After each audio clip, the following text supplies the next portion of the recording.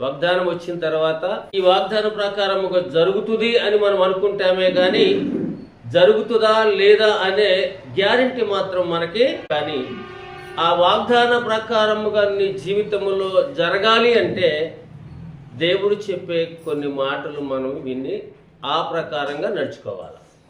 ఎప్పుడైతే దేవుడు మనకు చెప్పిన మాటల ప్రకారంగా నడుచుకుంటామో అప్పుడు మనకు వచ్చిన వాగ్దానం అనేది నెరవేరటానికి అవకాశం కలుగుతుంది. బైబిల్ గ్రంథం అంతటిలో 1260 వాగ్దానాలు ఉన్నాయి. ఈ వాగ్దానములన్నీ కూడా దేవుడు నెరవేర్చాడు.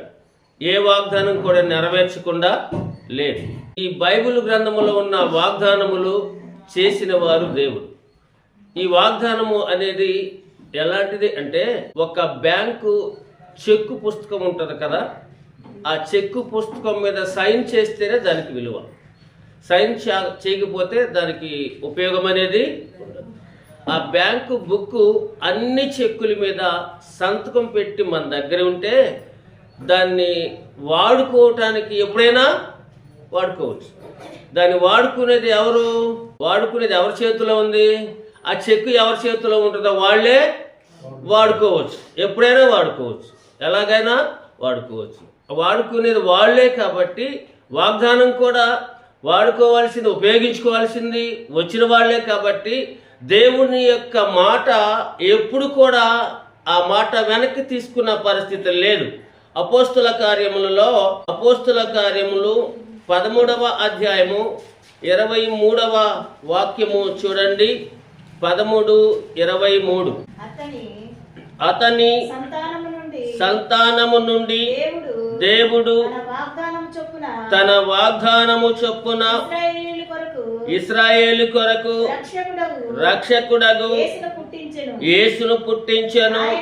ఆయన రాకముందు యోహాను ఇశ్రాయేలు ప్రజలందరికీ మారు మనసు విషయమై బాప్తిసము ప్రకటించెను. ఎవరికి వాగ్దానం చేశాడండి?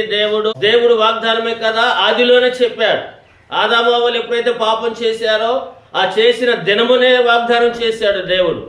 ఈ లోకములో ఉన్న దేవుని ప్రజలైనటువంటి వారు పాపము చేసినప్పుడు, ఆ పాపం వలన శాపం వచ్చినప్పుడు, ఆ పాపం వలన బానిసత్వ బ్రతుకులు వచ్చినప్పుడు వారందరూ కూడా దేవుని బిడ్డలుగా ఉన్నవారు ఆ శాపగ్రస్తమైన ఆ బానిస బ్రతుకుల్లో నుంచి విడిపించడానికి మనకి లోకానికి ప్రభు అయిన యేసుక్రీస్తు వారిని పంపిస్తానని వాగ్దానం చేశారు. ఆ వాగ్దానం ప్రకారంగా నెరవేరింది. అయితే ప్రియులారా, ఇక్కడ మనం గమనించుకోవాల్సింది ఏమిటంటే వాగ్దానం అనేది నెరవేరాలంటే ఏం చేయాలా? వాగ్దానం అనేది నెరవేరాలంటే ఏం చేయాలా? ఇచ్చింది ఎవరు? మరి ఎవరు నెరవేర్చాలా? దేవుడే నెరవేర్చాలా? ఇచ్చింది ఆయనే, నెరవేర్చవలసింది ఆయనే. ఆయన నెరవేర్చాలి అంటే ఆయన ఎక్కడుంటే నెరవేరుద్ది? ఇశ్రాయేలు ప్రజలకు కూడా దేవుడు వాగ్దానం చేశాడు. మీరు ఐగుప్తు నుంచి వచ్చిన తర్వాత పాలు తేనెలు ప్రవహించే కానాను దేశానికి నడిపిస్తానని వాగ్దానం చేశాడు. చేసిన తర్వాత మోషేకి ఏం చెప్పాడంటే, నేను మీలో ఉండి మిమ్మల్ని కానాను దేశం నడిపించడానికి నాకు ఒక మందిరాన్ని ఏర్పాటు చేయమన్నాడు. అంటే దేవుడు చేసిన వాగ్దానము నెరవేరాలి అంటే దేవుడు ఎక్కడుండాలి?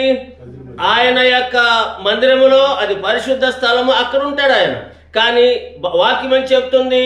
నీ దేహమే దేవుని ఆలయం. ఇప్పుడు దేవుడు ఎక్కడుండాలి? మన ఇంట్లో ఉండాలి.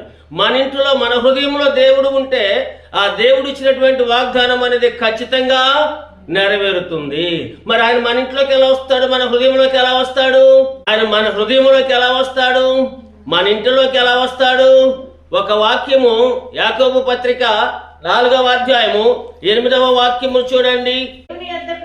దేవుని యొద్దకు రండి, అప్పుడు ఆయన మీ యొద్దకు వచ్చును. దేవుడు రావాలంటే మనం ఏం చేయాలా?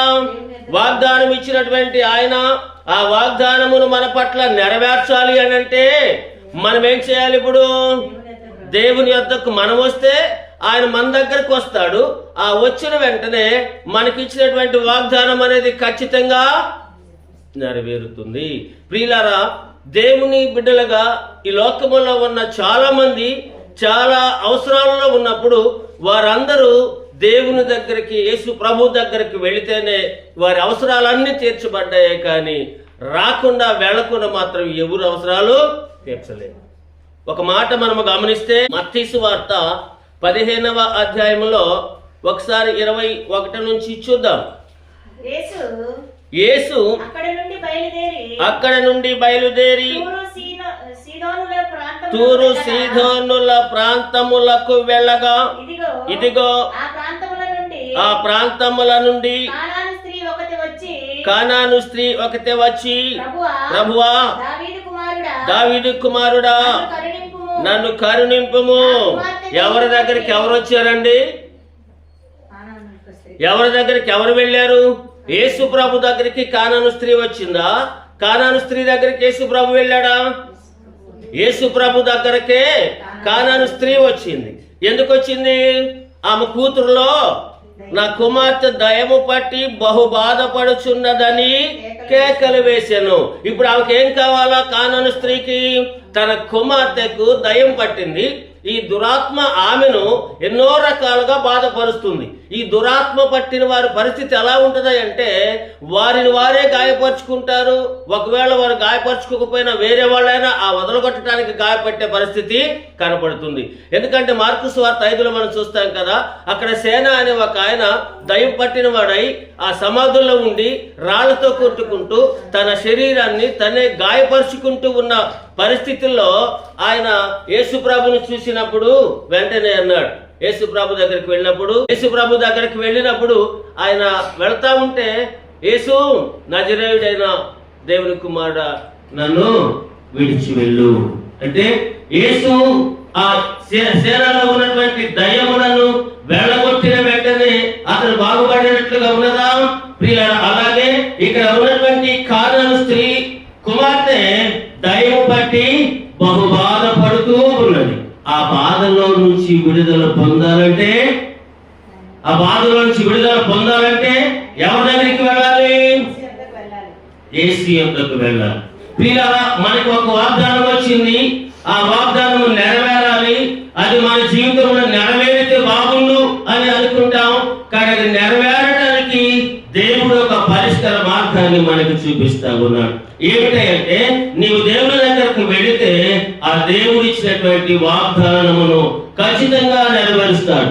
ఈ స్త్రీ తన కుమార్తెను తీసుకుని వెళ్ళి బహు బాధపడుచున్నదని కేకలు వేస్తే అందుకు ఆయన ఆమెతో ఒక్క మాట కూడా చెప్పలేదు, ఏం మాట్లాడలేదు. ఆమె అయితే అడుగుతుంది, కేకలేస్తుంది, అయ్యా నా కుమార్తె దయ్యం పట్టి ఉన్నది, బాగా బాధపడుతుంది, విడిపించమని, ఆమె నా పరిస్థితి నుంచి విడిపించమని ఎంత కేకలు వేసినా ఆయన ఒక్క మాట కూడా ఆమెకి సమాధానం ఇవ్వటం లేదు. అప్పుడు ఆయన శిష్యులు వచ్చి ఆమె మన వెంబడి వచ్చి కేకలు వేయించినది కనుక ఈమెను పంపివేయమని ఆయనను వేడుకొనగా ఆయన ఇశ్రాయేలు ఇంటి వారై నశించిన గొర్రెల యొద్దకే గాని మరి ఎవరి యొద్దకునో నేను పంపబడలేదని నేను ఎందుకు వచ్చాను ఇక్కడికయ్యా? ఈమె బాగా గోల్ చేస్తా ఉంది, అరుస్తా ఉంది, ఈమెను పంపించేసేదంటే నేను ఎందుకు వచ్చాను ఇక్కడికి? ఈ లోకానికి ఎందుకు వచ్చాను? నశించినటువంటి దానిని వెనక్కి రక్షించటానికి వచ్చాను. ఆ నశించిన దానిని వెనక్కి రక్షించటానికి ప్రభు అయినటువంటి యేసుక్రీస్తు వారి లోకానికి వచ్చాడని అక్కడ ఆ శిష్యులతో ఆమె చెప్తూ తర్వాత ఏమంటున్నాడు 25లో,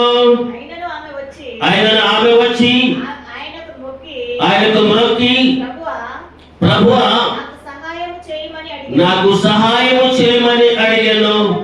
అందుకు ఆయన పిల్లల రొట్టె తీసుకొని కుక్క పిల్లలకు వేయుట యుక్తము కాదని చెప్పగా ఆమె నిజమే ప్రభువా, కుక్క పిల్లలు కూడా తమ యజమానుల బల్ల మీద నుండి వాడు ముక్కలు తినును కదా అని చెప్పాను.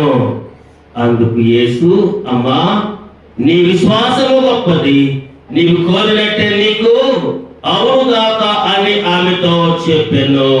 ఆ గడియలోనే ఆమె కుమార్తె స్వస్థత పొందారు. అంటే నీవు అనుకున్నది ఏ వాగ్దానం అయితే దేవుడు మీకు ఇచ్చాడో అది దేవుడు జరుగునుగాక అని నీకు సెలవియాలి అంటే, అది నీ విషయంలో దేవుడు జరగాలి అని నీవు ఆశ పెడితే నీవెక్కడికి రావాలండి? దేవుని దగ్గరకు రావాలి. ఈ స్త్రీ వచ్చినప్పుడు ఏమంటే ఆమెకు ఒక పరీక్ష పెడతాడు. పరీక్ష చూస్తా ఉన్నాడు, నేను పట్టించుకోకపోతే వెళ్ళిపోతా వెళ్ళదా అని. పిల్లలు ఒక్కొక్క సందర్భంలో ఒక్కొక్క ఆలోచన ఎలా ఉంటది. నయమానికి కుష్ఠరోగం వచ్చింది. ఆయన ఎక్కడికి వెళ్ళాడు? ఎలీషా దగ్గరికి వెళ్ళాడు. వెళితే ఆయన ఎక్కడెక్కడో తిరిగాడు, అన్ని చూశాడు, ఆయనకు నయం కాలేదు. ఒక బాలిక, నయమానిలో ఉన్నటువంటి ఇశ్రాయేలు బాలిక, ఆమె ఒక సలహా ఇస్తే వచ్చాడు నయమాను ఎలీషా దగ్గర. ఎలీషా లోపల ఉన్నాడు, నయమాను బయట ఉన్నాడు. వచ్చిన వెంటనే రాకుండా కూడా చూడకుండా కూడా ఎలీషా చెప్పిన మాట ఏమిటి? వెళ్ళి యోర్దాను నదిలో 7 మార్లు మునగమన్నాడు. ఆయన కోపం వచ్చింది. నేను ఎక్కడ నుంచో ఇంత దూరం వస్తే నేను వచ్చానని గౌరవం కూడా లేకుండా బయటకు వచ్చి ఒక మాట కూడా నన్ను మాట్లాడకుండా అసలు నన్ను చూడకుండానే యోర్దాను నదిలో మునగంటాడేంటని ఆయన కోపం వస్తే పక్కన ఆయన దాసుడు అన్నాడు, అయ్యా ఇన్ని ప్రయత్నాలు చేసాం, ఇన్ని చోట్లకి వెళ్ళాం, ఆయన చెప్పాడు కదా ఒకసారి ప్రయత్నం చేస్తే ఏమైంది అంటే, అప్పుడు ఆయన యోర్దాను నదిలోకి వెళ్ళి 7 సార్లు మునిగితే 6 సార్లు మునిగి లేచినా జరగలేదు.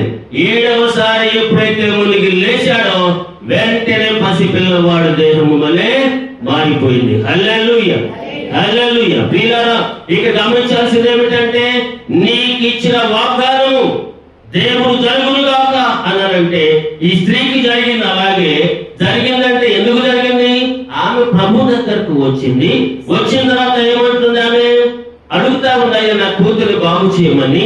అప్పుడు ప్రభు అన్నాడు, కుక్కల దగ్గర ఉన్న ముక్కలు తీసి కుక్క పిల్లలకు వేయటం అదేమన్నా మంచిదా?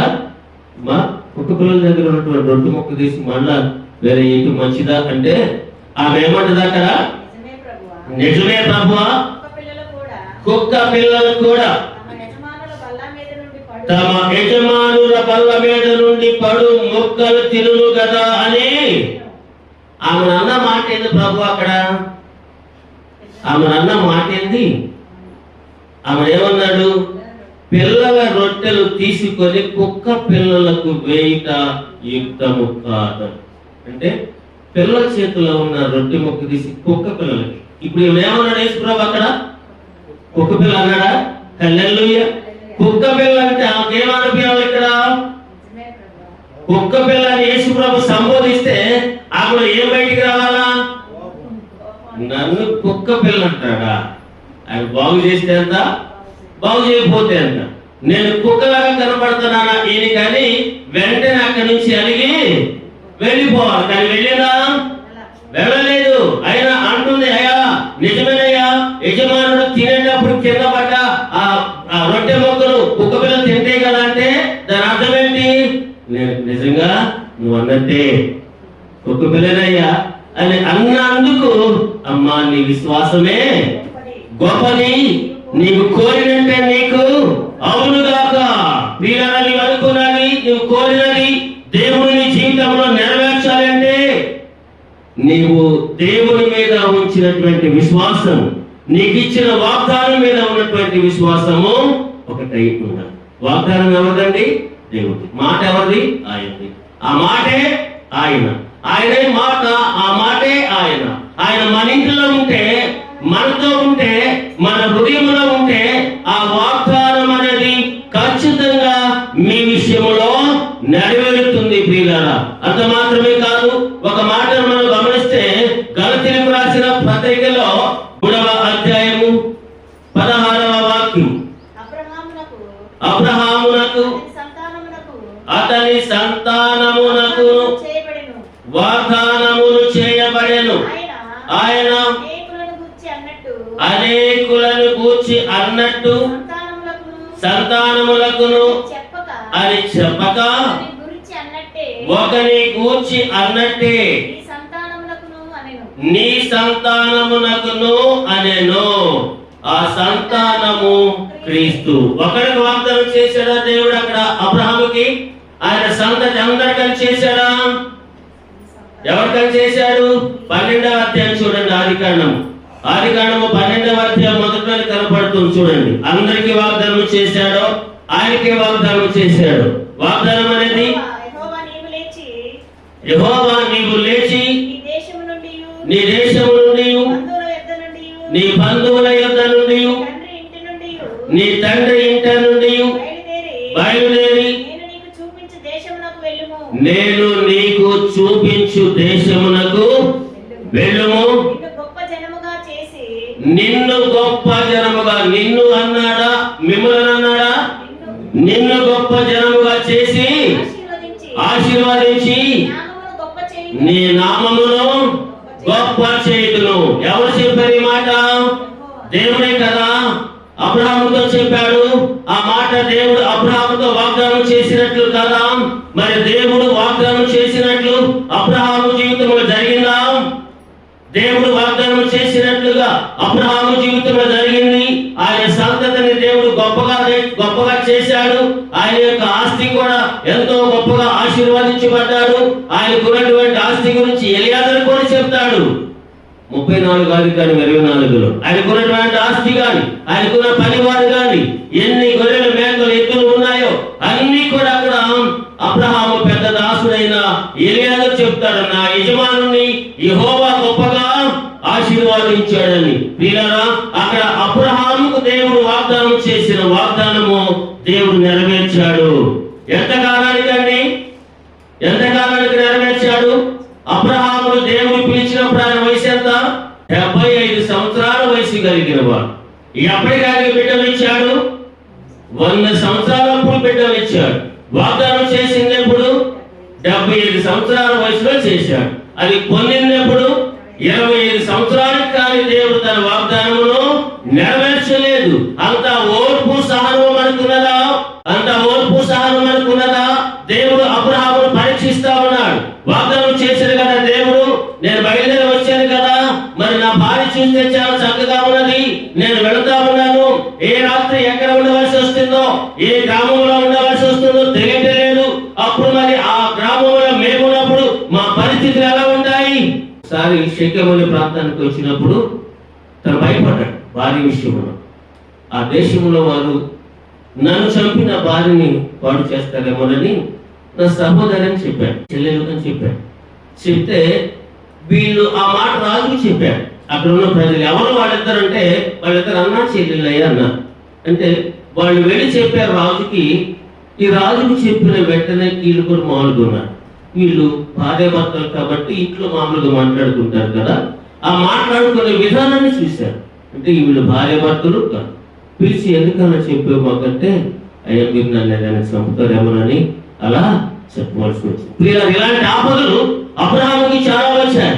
అయినా కూడా ఆ దేవుని మాట ప్రకారమే ఎన్నో ఇబ్బందులు వచ్చినా ఎక్కడ కూడా ఆయన పొరపాటు చేయలేదు. అందుకే ఆయన చెప్పాడు, నీవు ఎవరి చేత నిందించుకోబాకు, ఎవరి చేత ఏదైతే చూపించుకోవద్దు. నీవు నిందారహితుడిగా ఉండగలిగితే నేను నీ సంతతిని గొప్పగా ఆశీర్వాదిస్తాను అన్నాడు. వీళ్ళారా, అబ్రహాము చేసిన వాగ్దానము 100 సంవత్సరాల్లో దేవుడు చేశాడు. వాళ్ళిద్దరి జీవితం ఎలా ఉండేది? అబ్రహాము భార్య శారము వాళ్ళిద్దరు ఎలా ఉండేవారు? ఏ రోజు కూడా వాళ్ళిద్దరూ ఒకరిని ఒకరు దూషించుకున్నట్టుగా కానీ నిందించుకున్నట్టుగా కానీ లేదు. ఆదామవులైతే నిందించుకున్నారు, నేను కాదు ఆమె, ఆమె కాదు ఆయనని, అలా వాళ్ళిద్దరు నిందించుకున్నారు. కానీ అబ్రహాము శారాయి ఎప్పుడు కూడా అలా అనుకోలేదు. శారా అనే పదానికి ముందుగా ఆమె పేరు శారాయి. అబ్రహాముకు ముందుగా ఆయన పేరు అబ్రాము. దేవుడు అబ్రహాముగా మార్చాడు. శారాయిని శారాగా చేశాడు. శారాయి అంటే అర్థం ఏమిటి? జగడగొండి. శారా అంటే రాణి. అబ్రాము అంటే అర్థం ఏంటి? కనబరచువాడు. అబ్రహాము అంటే విశ్వాసులకు తండ్రి. దేవుడు ఎంతగా వారిని ఆశీర్వదించాడంటే ఆమెనేమో రాణిగా చేశాడు, ఈయననేమో అనేకులకు తండ్రిగా చేశాడు. అంతగా ఆశీర్వదించాడు దేవుడు. తన వాగ్దానమును నెరవేర్చాడు. ప్రియులారా, అది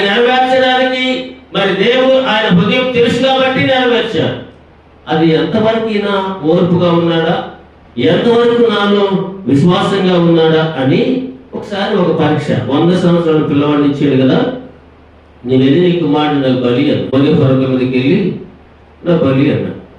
ఆ బలి ఇవ్వటం అంటే ఎంత కష్టం.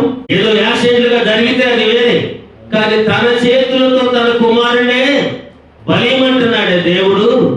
ఈయనేం దేవుడయ్యా బాబు, నా కొడుకు నా చేతులతోనే చంపమంటున్నాడు. తీసుకోవచ్చు కదా, ఆయనే ఇచ్చిన ఆయనే తీసుకోవచ్చు కదా అని అనుకోవచ్చు, కానీ అలా అనుకోలేదు.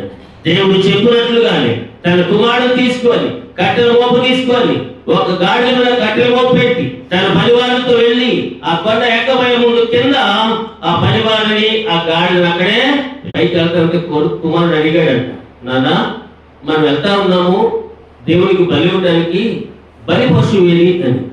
అప్పుడు తండ్రి అంతా దేవుడే చూసుకుంటాడు. వెళ్ళారు, వెళ్ళిన తర్వాత కట్టెలు పేర్చారు. పేర్చిన తర్వాత ఆ కుమారుని పడుకోబెట్టి కాళ్ళు కట్టేస్తున్నాడు. అప్పుడు కుమారుడు ఏం చేయాలో అర్థమైపోయింది కదా, ఆయనకి బలిస్తుంది నన్నే అని కుమారుడికి అర్థమైపోయింది. ఇప్పుడు కుమారుడు తండ్రి మీద తిరగబడాలా? నన్ను చంపుతున్నాడు ఏంటి మా నాన్నని కుమారుడు తండ్రి మీద తిరగబడ్డాడు. తిరగబడ్డాడా? ఈ రోజుల్లో పుట్టి 10 ఏళ్ళు వచ్చినాయి లేదో తల్లిదండ్రుల మీద తిరగబడి కుమారులు లేరా? ఉన్నారు. అబ్రహాము కుటుంబం అలాంటిది. అబ్రహాము యొక్క కుటుంబ జీవితంలో అంతటి మేలు జరుగుతూ ఉన్నది. ప్రియులారా, ఆ కుమారుడు బలి ఇవ్వడానికి అలా కట్టేసినామంటే, తన చేతిలో ఉన్న ఖడ్గము తీసుకొని అలా ఎత్తినామంటే అబ్రహామాని గొప్ప కేక వినబడింది. అప్పుడు చిత్తం ప్రభు అంటే నీ ఒక్క కుమారుడు కూడా బలి ఇవ్వటానికి వెను తీయలేదు కాబట్టి దీనిని బట్టి నాకు అర్థమైంది ఏంటంటే నీకు నేనంటే భయభక్తి ఉన్నదని తెలిసింది. హల్లెలూయా. ఆ మాట ఎప్పుడైతే అన్నాడో వెంటనే వెళ్ళి ఇదిగో ఆ పొదలో ఉన్నటువంటి పొట్టెలు తీసుకొచ్చి బలి ఇవ్వు అన్నాడు. ప్రియులారా, దేవుడు ఆ దినమున అబ్రహాముకి చెప్పినట్లుగా అబ్రహాము చేయకపోతే ఆయన పట్ల దేవుడు చేసిన వాగ్దానం నెరవేరేదా? ఈ దినమున దేవుని దాసుడుగా మీ అందరి మేలుకొని దేవుడు మీకు ఇచ్చినటువంటి వాగ్దానము దేవుడు మీ జీవితంలో నెరవేర్చాలంటే మీరేం చేయాలి? మీరేం చేయాలో? దేవుడు ఇచ్చినటువంటి వాగ్దానం మీ జీవితంలో నెరవేరాలంటే ఏం చేయాలండి? మనము దేవుని దగ్గరకు రావాలి. వచ్చిన మనము ఏం చేయాలంటే అబ్రహాం ఏం చేశాడు? అక్కడ తన కుమారుని బలి ఇవ్వడానికి కూడా వెనుకడుగు వేయలేడు. అంటే సమర్పించుకోవాలి. దేవునికి ఏమేమైతే నీకు లాభకరమని అనుకుంటున్నావో, ఏమేమైతే నీకు ప్రాముఖ్యం అనుకుంటున్నావో, ఏమేమైతే ఇవి లేకపోతే నా జీవితం లేదనుకుంటున్నావో వాటన్నిటిని కూడా దేవుని దగ్గర త్యాగం చేయగలిగిన మనసు నీకు ఉండాలి. హల్లెలూయా. ఇక్కడ ఆ గలతీ రాసిన పత్రికలో 16లోనేమో దేవుడు అబ్రహాముకు వాగ్దానం చేశాడు. ఆ వాగ్దానాన్ని దేవుడు అబ్రహాం పట్ల నెరవేర్చాడు. మీకు వచ్చినటువంటి వాగ్దానము దేవుడు మీకు నెరవేర్చాలి అంటే మనము చేయవలసిందేంటి? మొదటే చెప్పాను కదా, చెక్కు బుక్కు మీద అన్ని చెక్కుల మీద సంతకం చేయబడితే ఆ చెక్కు మన దగ్గర ఉంటే ఎప్పుడు కావాలంటే అప్పుడు ఉపయోగించుకోవచ్చు. వాగ్దానం ఎవరి దగ్గర ఉంది? మీ దగ్గర ఉన్నది. మీరు దాన్ని ఉపయోగించుకోవాలంటే ఎవరి చేతుల్లో ఉంది? మీ చేతుల్లోనే ఉంది. మీరు ఉపయోగించుకోవడం ఆ వాగ్దానము దేవుడు అంటే కాదు, కానీ మీ చేతుల్లోనే వాగ్దానం ఉంది కాబట్టి అది సంతకం చేయబడిన చెక్కుతో సమానము. అది నెరవేర్చుకోవాలి, ఉపయోగించుకోవాలంటే అది మీ చేతుల్లోనే ఉంది. ఆమెను అంత మాట అన్నా ఏమైనా బాధపడిందా? ఏమీ అనలేదు. అంత విధేయత. అమ్మా నువ్వు అనుకున్నట్లే నీకు జరిగింది అన్నా. నువ్వు అనుకున్నది నీకు జరగాలంటే దావీదు అన్నాడు, అయ్యా నేనంతటి వాడను, నేను కుక్కను మిన్నెలిని అన్నా. అంతగా ఆయన తగ్గించుకున్నాడు కాబట్టి ఆయనకు వాగ్దానం చేసినట్లుగా కూడా దేవుడు తన సంతతిలో నుంచి వచ్చే వారే ఈ లోకాన్ని శాశ్వత కాలము పరిపాలన చేస్తాడు అన్నాడు. అలాగే యూదా గోత్ర సింహముగా యేసు ప్రభు ఈ లోకానికి రారాజుగా న్యాయాధిపతిగా రాబోతున్నాడు. ప్రియమైనటువంటి దేవుని బిడ్డలారా, అయితే అలా నాడు దేవుడు వాగ్దానం చేసినట్టు నువ్వు కోరుకున్నట్టు జరుగునని ఆ స్త్రీకి చెప్పినట్లు అబ్రహాముకు వాగ్దానం చేశాడు. వాగ్దానము దేవుడు ఆయన పట్ల నెరవేర్చినట్లు నీ పట్ల కూడా నెరవేర్చాలని నువ్వు కోరుకుంటే ఆ గలతీయులకు రాసిన పత్రికలోనే 18వ అధ్యాయంలో ఒక మాట అంటున్నాడు చూడండి. 3:18 ఆ స్వాస్థ్యము ధర్మశాస్త్రం మూలముగా కలిగిన ఎడల ఇక వాగ్దానం మూలముగా కలిగినది కాదు. అయితే దేవుడు అబ్రహామునకు వాగ్దానం వలననే దేవుడు అబ్రహామునకు వాగ్దానము వలననే దానిని అనుగ్రహించాడు. వాగ్దానం మూలంగా అనుగ్రహించాడు కదా. వాగ్దానం మూలంగా దేవుడు అబ్రహాముకి అది అనుగ్రహించాడు. అయితే అది మన జీవితాల్లో కూడా మనం నెరవేర్చుకోవాలి అంటే 29వ వాక్యము చూడండి. మీరు క్రీస్తు సంబంధులైతే ఆ పక్షమందు అబ్రహాము యొక్క సంతానమై ఉండి వాగ్దాన ప్రకారము వారసులై ఉన్నారు. వాగ్దానానికి మీ దగ్గర ఉన్నటువంటి వాగ్దానానికి మీరు వారసులు కావాలంటే, దానికి వారసులు కావాలంటే, దేనికి వాగ్దానానికి వారసులు కావాలంటే మనం ఎవరి సంబంధులమై ఉండాలి? క్రీస్తుకి సంబంధులమై ఉండాలి. క్రీస్తు సంబంధులు అంటే ఎలా ఉంటారు? క్రీస్తు సంబంధులు అంటే క్రీస్తుకు సంబంధించిన వారు. క్రీస్తుకు సంబంధించిన వారే క్రీస్తు సంబంధులు. ఎవరు వారు క్రీస్తు సంబంధులు? క్రీస్తు సంబంధులు అంటే క్రీస్తును పోలి నడుచుకునే వారే. చూడండి, ఇంకా మనకి అర్థం కావాలంటే హెబ్రీయులకు రాసిన పత్రిక 6వ అధ్యాయములో 11-12 వచనములు చూడండి. మీరు మందులు కాక విశ్వాసము చేతను ఓర్పు చేతను వాగ్దానములను స్వతంత్రించుకుని వారిని పోలి నడుచుకున్నట్లుగా మీరు ప్రతి వాడును మీ నిరీక్షణ పరిపూర్ణమగు నిమిత్తము మీరిది వరకు కనుపరిచిన ఆసక్తిని తుదమట్టుకు కనుపరచవలెనని అపేక్షించుచున్నాను. పిల్లరా, మీరు మందులు కాక అంటే మందంగా ఉండక. ఈ మందం అనేది చాలా అనర్థాలకు దారితీస్తుంది. మందము అనేది, మందంగా ఉండటం అనేది చాలా అనర్థాలకు దారి. సామెతల గ్రంథంలోకి మనం వస్తే మందంగా ఉండేది ఎవరైతే వాళ్ళు సోమరు వాళ్ళు. వారి జీవితంలో ఎలా ఉంటుంది పరిస్థితి?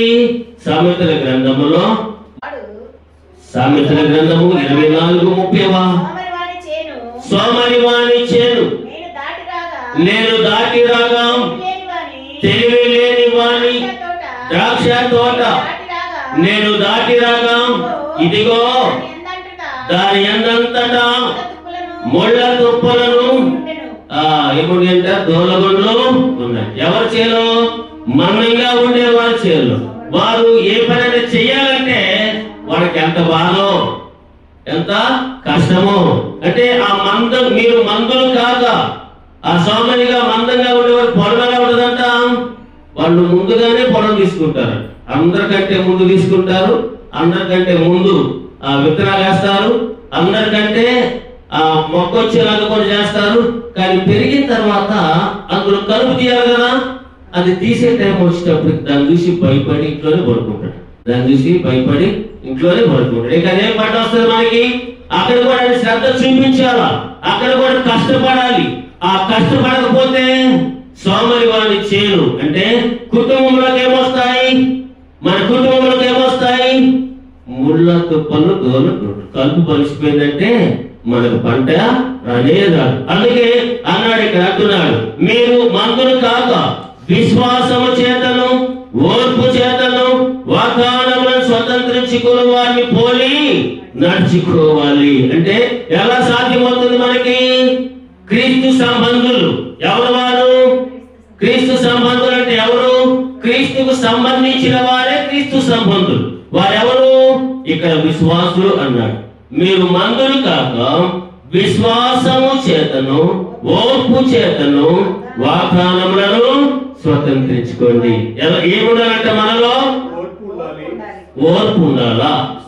విశ్వాసం ఉండాలి, దానికి తగ్గట్టు ఓర్పు కూడా ఉండాలి. ఈ విశ్వాసము ఈ ఓర్పు ఎప్పుడైతే కలిసి ఉంటాయో వారు క్రీస్తు సంబంధులు.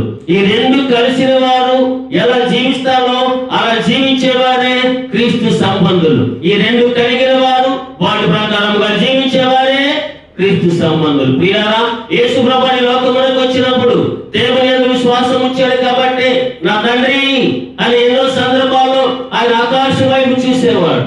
ఆయన 5 రొట్టెలు 2 చేపలు కూడా అక్కడ భోజనం పెట్టాల్సిన పరిస్థితి వచ్చినప్పుడు ఆ గంప పైకి చూపించి దేవునికి కృతజ్ఞతాస్తుతులు చెల్లించి అక్కడ అందరికి పెట్టాడు. ఇలారా, దేవుని యందు మనకి విశ్వాసం ఉన్నప్పుడు, క్రీస్తు ప్రభువునందు మనకి విశ్వాసం ఉన్నప్పుడు ఆ విశ్వాసమును తగినటువంటి ఓర్పు మనలో ఉండాలి. ఆ ఓర్పు లేకపోతే మనము దేవుని వాగ్దానమును నెరవేర్చుకోలేము. ఎలాగంటే దేవుడు యెహోషువకు చెప్పాడు, ఏమని? అయ్యా, ఈ యెరికో కూడా చాలా బలంగా ఉంది కదా, యెరికో పట్టణాన్ని మీరు స్వాధీనం చేసుకోవాలి కదా.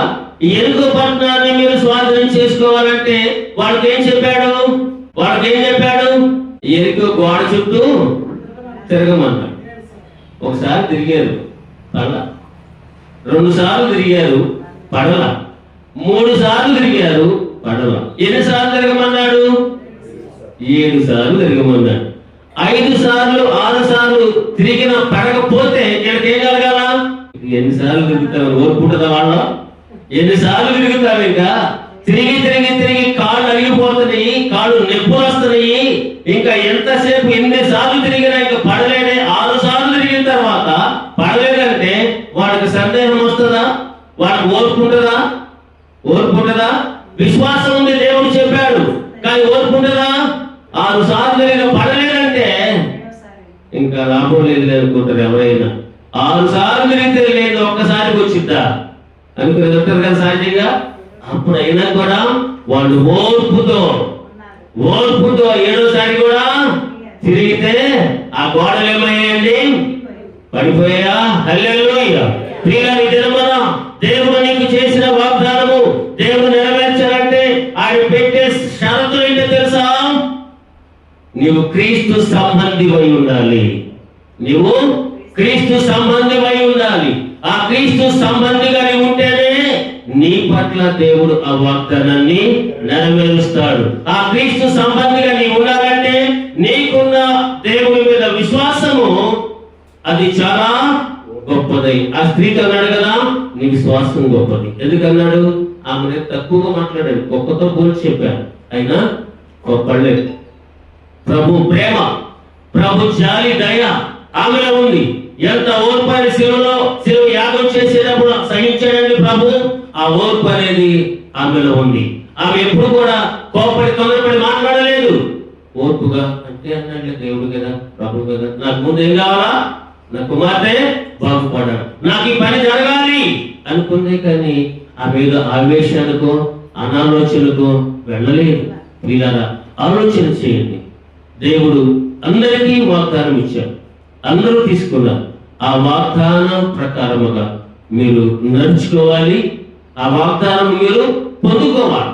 ఆ వాగ్దానం కానీ మీకు నెరవేరితే అంతకు మించినటువంటి ఆనందమయమైన జీవితము ఇంకొకటి ఉంటుంది. అది నెరవేరాలంటే ఏం చేయాలని చెప్పుకున్నాం. ఇప్పుడు మనము ఏం చేయాలా? అబ్రహాము క్రీస్తు సంబంధిగా ఉన్నాడు కాబట్టి, అబ్రహాము దేవుని యందు విశ్వాసం ఉంచిన వాడు కాబట్టి, దేవునికి సంబంధించిన వాడిగా దేవుని మాట విని ఆ ప్రకారంగా చేసే వారందరూ క్రీస్తు సంబంధులే. దేవుని మాట విని చేయని వారు ఎవరు కూడా క్రీస్తు సంబంధులు కానే కాదు. అబ్రహాము క్రీస్తు సంబంధిగా ఉన్నాడు కాబట్టి, దేవుని సంబంధం కాబట్టి దేవుని మాట చెప్పినట్లు విన్నాడు ఆయన. వారిద్దరు కూడా నా యజమానుడా అని పిలిచేది. తన భర్తను నా యజమానుడా. ఈరోజు ఎంతమంది పిలుస్తున్నారు తన భర్తను యజమానుడని? పిలుస్తారంటారు, ఎవరైనా ఉన్నారంటారా? భర్తని నా యజమానుడా అని పిలిచేవారిని మనం చూసామా ఎక్కడైనా? ఇప్పుడు కొత్త స్టైల్ అనమాట. ప్రేమించుకునేటప్పుడే అరే అనే ఆ పదం వాడుతున్నారు చాలా మంది. వాళ్ళతో ప్రేమించి పెళ్లి చేసుకున్నామంట అరే. ఇంకా మాట నేను వాడలేదు ఇక్కడ ఈ స్థలంలో, దానికి అర్హత లేదు. వీళ్ళరా అలా భర్తని ఎలా మాట్లాడేదో ఆ తెలియని పరిస్థితి అయిపోతున్నారు. మేకాలు భర్తని తేలిగ్గా మాట్లాడిందండి. మీకాలు భర్తని చాలా తేలిగ్గా మాట్లాడింది. ఏంటి ఆ తేలిక అంటే, ఎందుకు వ్యర్థుడు ఎగిరినట్టు ఎగురుతున్నాను అని మాట్లాడితే వెంటనే దేవుడు అది విన్నాడు. ఆమెకు చనిపోయేంత వరకు పిల్లలు పిల్లల ఆలోచన చేయండి ఒకసారి. మన చేతుల్లో దేవుడు అందరికీ వాగ్దానములు ఇచ్చారు. ఆ వాగ్దాన ప్రకారముగా మనం వచ్చి రాగలి చదువుకోగానే ఇది మనకి నెరవేరుతుందంటారా నెరవేరుద్దంటారా అని ఒక సందేహం అనేది రావచ్చేమో. కానీ మాట ఇచ్చింది ఎవరు? దేవుడు. నీ చేతిలో ఇచ్చాడు ఆయన, సంతకం చేసి మరలా ఇచ్చాడు. అది నెరవేర్చుకోవాల్సింది, వాడుకోవాల్సింది ఎవరు? మీరే. ఎవరి చేతులు ఏది ఉందో వాళ్ళే దాన్ని నెరవేర్చుకోవాల్సిన వారైనారు. అబ్రహాముకు దేవుడు వాగ్దానం చేశాడు, నెరవేర్చాడు. ఇశ్రాయేలు ప్రజలకు వాగ్దానం చేశాడు, అది నెరవేర్చాడు. నీ పట్ల కూడా దేవుడు వాగ్దానం చేశాడు, అది నెరవేరుస్తాడు. మాట ఇచ్చిన వాడు మాట తప్పేవాడు కాదు. ఆయన మాట ఇచ్చాడంటే ఎంతటి మాట అయినా సరే ఖచ్చితంగా మనకి నెరవేరుస్తాడు. ప్రియులారా, దేవుని పిల్లలకు దేవుడిచ్చిన వాగ్దానము నెరవేరుస్తాడు అనేది ఎంత సత్యమో, ఆయన పిల్లలు కూడా ఆ వాగ్దానమునకు తగినట్లుగా జీవించడం కూడా అంతే. దాని ప్రకారం నడుచుకోకపోతే జరగదు. ఎందుకంటే ద్వితీయోపదేశకాండంలో 28వ అధ్యాయంలో 9వ వాక్యంలో ఒక మాట అంటాడు, ఆశీర్వదించును నీవు నీ దేవుడైన యెహోవా ఆజ్ఞలను అనుసరించి ఆయన మార్గములలో నడుచుకుని ఎడల యెహోవా నీకు ప్రమాణం చేసి ఉన్నట్లు ఆయన తనకు ప్రతిష్ఠ జనముగా నిన్ను స్థాపించును. నీకేమైనా ప్రమాణం చేశాడు? నీకేమైనా వాగ్దానం ఇచ్చాడు? నీకేదొచ్చిందో అది నీ చేతిలో ఉందంటే ఆయన నీకు ప్రమాణం చేసి మాట ఇచ్చినట్లే. అది నెరవేరాలంటే ఏం చెప్పాడు ఇక్కడ? నీవు నీ దేవుడని యెహోవా ఆజ్ఞలను అనుసరించి ఆయన మార్గములలో నడుచుకొని ఎడల యెహోవా నీకు ప్రమాణం చేసినట్లు ఆయన తనకు ప్రతిష్ఠ జనముగా నిన్ను స్థాపించును. ఏం చేయాలి? ఇప్పుడు మనము ఆయన ఆజ్ఞలను అనుసరించి నడుచుకునే వారిగా మనము ఉండాలి. ఆయన ఆజ్ఞ అంటే ఆయన మాటే. 10 ఆజ్ఞలే. బైబిల్లో ఉన్న ప్రతిదీ కూడా ఆయన ఆజ్ఞ. ఇప్పుడు మనం ఏమంటున్నాడు ఇక్కడ? ఆ వాగ్దానం నెరవేరాలంటే మీరు క్రీస్తుకు సంబంధులై ఉండాలి.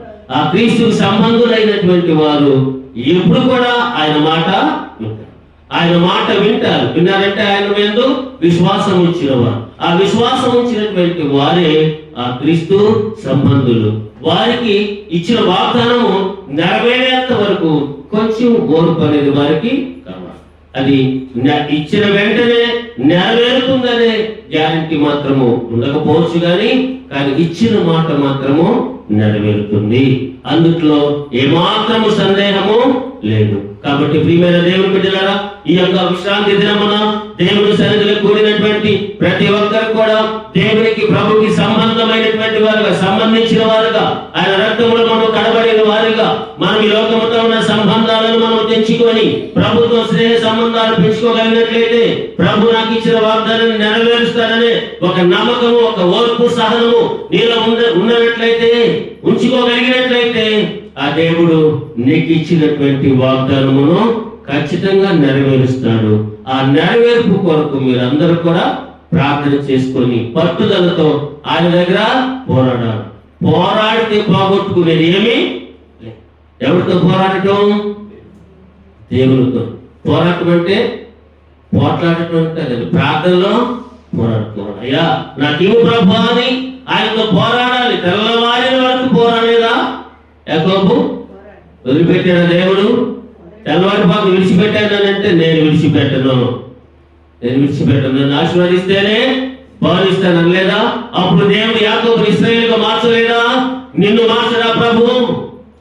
అబ్రహాముని ఆశీర్వదించిన దేవుడు, యాకోబుని ఇశ్రాయేలుగా మార్చిన దేవుడు నిన్ను నన్ను మనకిచ్చినటువంటి వాగ్దానాన్ని నెరవేర్చలేడా? నెరవేర్చడానికి ఆయన సమర్థుడు.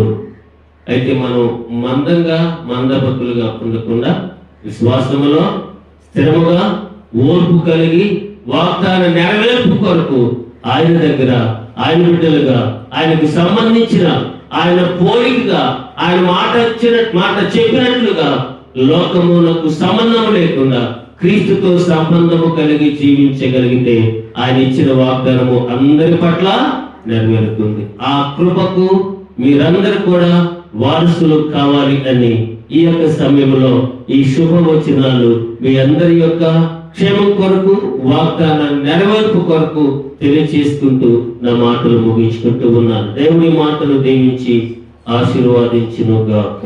ఆమేన్.